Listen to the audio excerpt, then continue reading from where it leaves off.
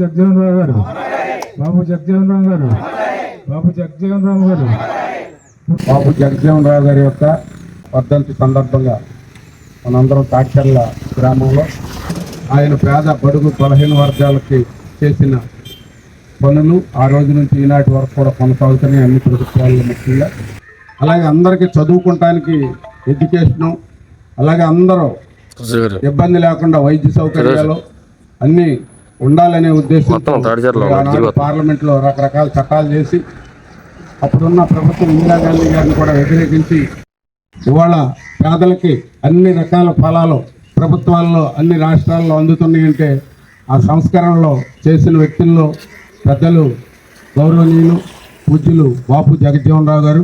మరి ఇలాంటి వ్యక్తులు ఉండమంటే ఇవాళ పేద ధనిక తారతమ్యం లేకుండా అందరికీ కూడా అన్నింటిలో కూడా అవకాశాలు వచ్చి ఇవాళ ఒక పేదింట్లో ఐఏఎస్ కలెక్టర్ అవుతున్నారు.